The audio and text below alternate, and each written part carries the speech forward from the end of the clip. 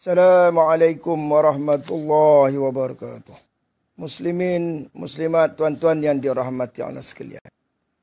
Masa terus berlalu dan kini kita sedang menjalani satu kehidupan yang semakin getir, yang semakin gawat dalam negara kita Malaysia ini. Apakah kuncinya, rahsianya untuk kita mendapatkan hati yang tenang dan bahagia meskipun ujian dan cobaan datang terus menimpa-nimpa kepada diri kita, keluarga kita dalam kehidupan kita sehari-hari. Maka Fatah At-Tamimi, putra Bani Tamim, wazir Imamul Mahdi, mempunyai khazanah yang begitu besar buat kita, iaitu buah fikiran, iaitu ilmu, minda, yang mana bila kita memahaminya dengan izin Allah, akan memberi kita semangat dan motivasi untuk mengubah hidup kita insya-Allah. Bismillahirrahmanirrahim. Kalau kita tidak ada ibu bapa sahaja pun, kita terasa kehilangan yang amat banyak. Ya tuan-tuan, kalau kita dah tak ada mak ayah, dah tak ada ibu bapa, apakah perasaan dalam hati kita? Kita rasa kesunyian, rasa kehilangan yang amat banyak. Bukankah begitu? Kehilangan kasih sayang, kehilangan tempat bermanja,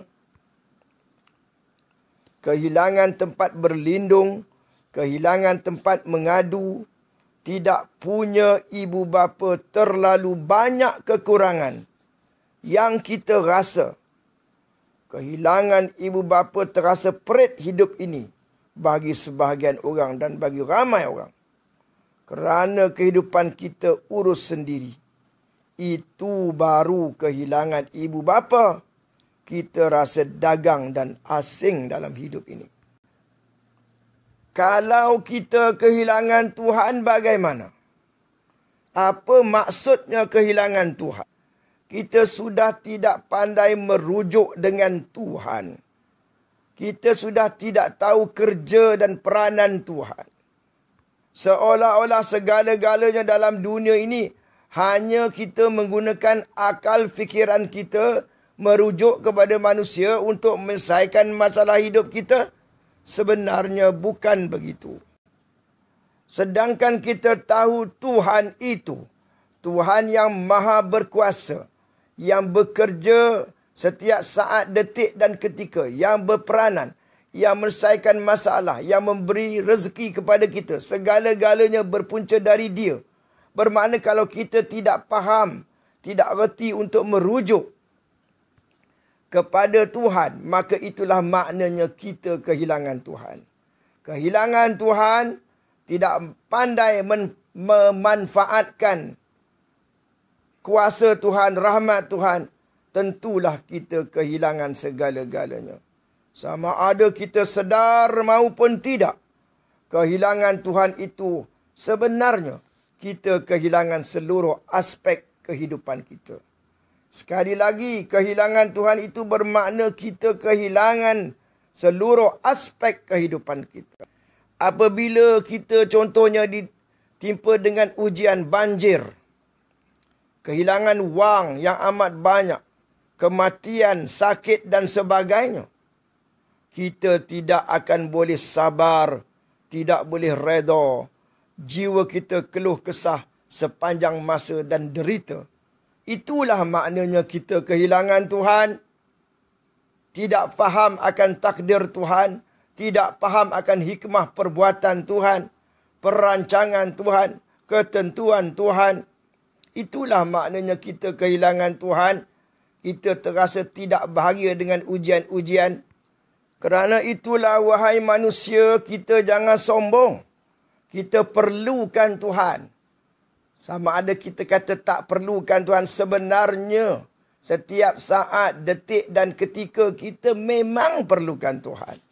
Dia memberi kita nafas oksigen kehidupan. Setiap saat dia bertindak. Dia yang membantu. Dialah yang menganugerahkan segala nikmat kepada kita. Kalau kita dapatkan Tuhan, kita yakin dengan peranannya, kita redha dengan segala takdirnya, miskin pun masih rasa bahagia. Dalam kesusahan pun masih ada ketenangan. Betapalah di waktu kita dalam kesenangan dan kemewahan.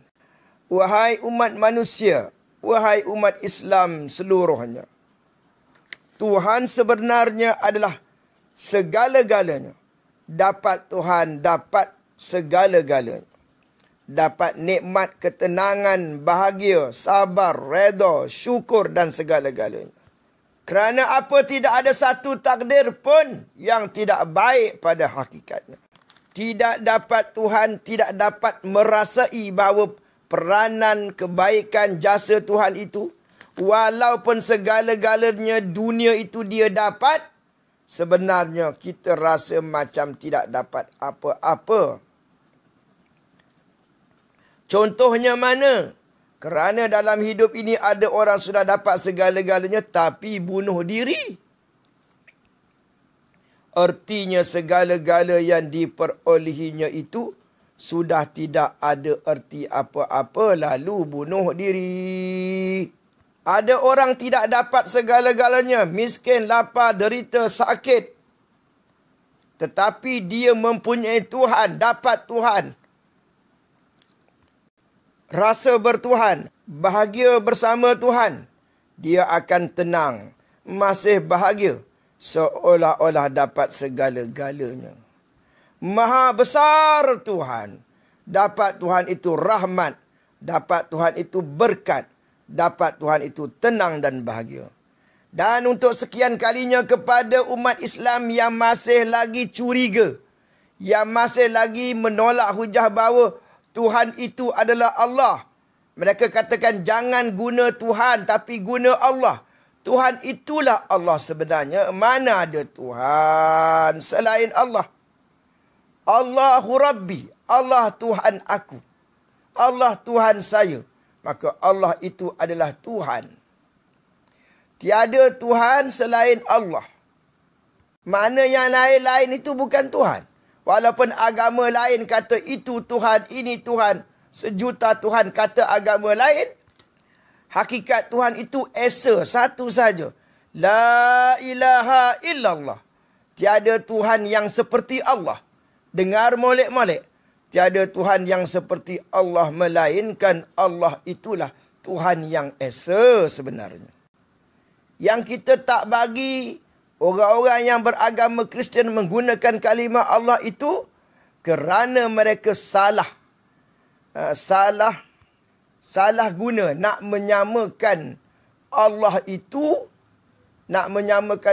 itu dengan Tuhan mereka, maka itu tak dibenarkan oleh Islam.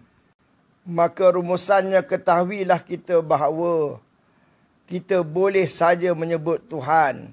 Yang kita maksudkan Tuhan itu Allah semata-mata. Tidak ada Tuhan yang lain. Dia bukan kita samakan Tuhan kita dengan Kristian atau agama lain. Sila faham molek-molek. Contohnya kalau kita berkawan dengan seorang India, kita katakan padanya, Anai ada susah kah? Itu Anai mintalah sama itu Tuhan. Anai minta sama itu Tuhan. Minta sama itu Tuhan, yang kita maksudkan Tuhan itu Allah. Kalau dia minta pada Tuhan dia, memanglah dia India, dia minta pada Tuhan dia. Tetapi yang makbulkan Tuhan yang mana? Tuhan Allah itulah. Tuhan yang memakbulkan, yang menyelesaikan masalah dia adalah Tuhan Allah Subhanahu Wa Taala. Tuhan dia tidak memberi bekas apa pun tidak. Itu pun bukan Tuhan. Itu maksud saya. Jadi Tuhan itu satu, tidak ada dua, tiga dan sebagainya. Maka Tuhan yang tidak dua, tidak tiga, tidak empat, tidak 10, tidak 1000 itu, itulah Allah. Itu yang disebut Allahu Rabbi, Allah Tuhanku. Kena faham molek-molek. Mudah-mudahan dengan apa yang saya sampaikan ini, kita telah memahami konsep tauhid, konsep ketuhanan ini, insya-Allah. Dan kita akan selalu menghampirkan diri kepada Allah, memohon doa untuk dia bantu menyelesaikan apa saja masalah yang kita hadapi, insya-Allah. Sekian, ampun maaf, terima kasih. Seterusnya saya akan perkatakan buah fikiran Fatah At-Tamimi, iaitu tajuknya berjuang untuk dapatkan cinta dan takutkan Tuhan. Marilah kita berjuang sama-sama untuk takut dan cintakan Tuhan. Kalaulah Tuhan menjadi matlamat perjuangan kita, insya-Allah tidak akan berlaku perpisahan. Jika Tuhan menjadi tujuan kita, kita tidak akan diselewengkan oleh nafsu dan syaitan. Marilah kita jadikan Tuhan segala-galanya, iaitu menjadikan Tuhan sebagai matlamat kehidupan kita, perjuangan kita. Selain Tuhan itu adalah sampingan sahaja. Selain Tuhan itu adalah sampingan sahaja. Kalaulah niat kita berjuang ini lillahi ta'ala, insya-Allah kita akan kekal di dalam perjuangan. Kerana kita tidak ada kepentingan diri. Kepentingan diri kita tidak ada dalam hati kita.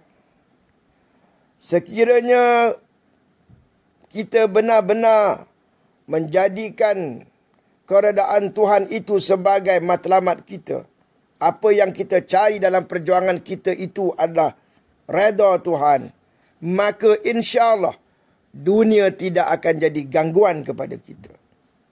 Ujian-ujian yang berat dan ringan, kita tidak akan dikecundangkan. Selalunya nikmat dunialah yang menjadi halangan.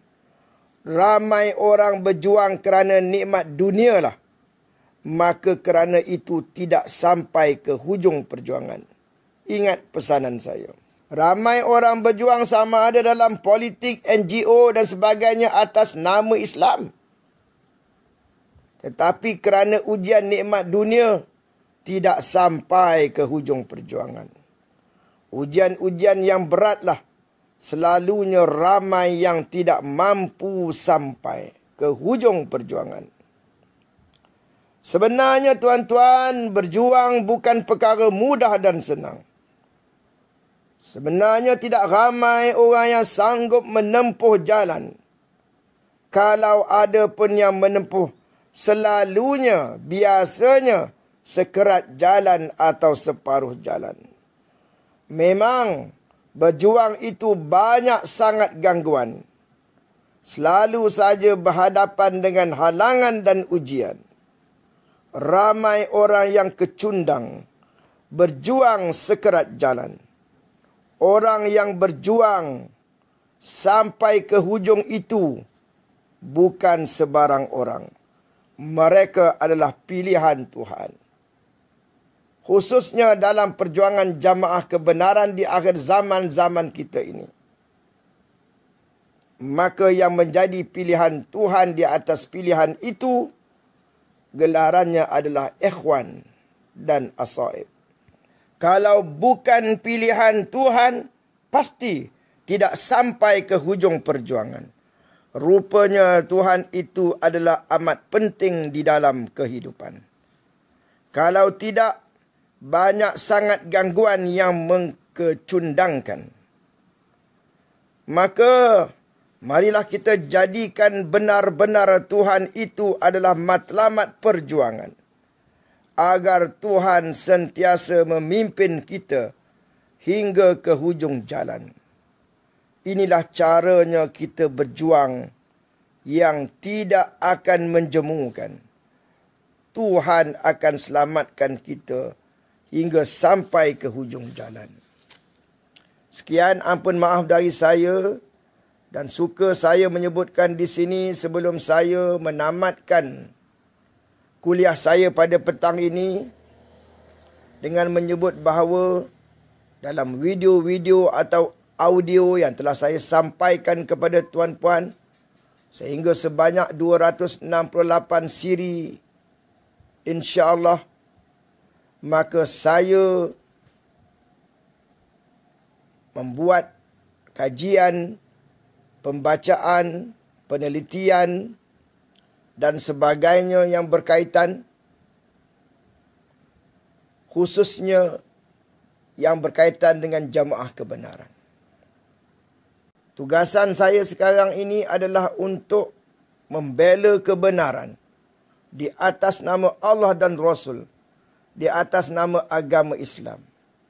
Maka insya-Allah satu masa nanti saya sangat berkeyakinan 100%. Wa qul ja'al haq wa zahaqal batil innal batila kana zahuqa. Bila sampai masanya semua rakyat Malaysia ini akan menerima kebenaran, insya-Allah. Maka setiap sesuatu itu dalam kaedah Islam menyebut setiap sesuatu itu ada pengecualiannya. Maka jagalah niat kita. Jagalah niat kita, pelaksanaan apa yang kita lakukan itu. Kita lihatlah kandungan perjuangan kita itu adakah termateri ataupun ada dalam Quran maupun hadis. Ingatlah natijah, kesan daripada perjuangan kita dan juga yang akhir sekali tidak meninggalkan yang fardu. Jadi apabila tempuh 5 syarat ini, maka perjuangan itu adalah ibadah. Sekali lagi saya suka menyebut, saya telah pun bertemu dengan Fatah At-Tamimi. Telah pernah bersama-sama dengannya. Dan kini saya merasa tanggungjawab untuk membelanya di atas nama kebenaran. Putra Bani Tamim difitnah, dizalimi, ditindas secara yang sangat-sangat tidak adil. Kerana sudah sampai masanya, saya sangat yakin, insya-Allah, Allah bersama-sama dengan saya.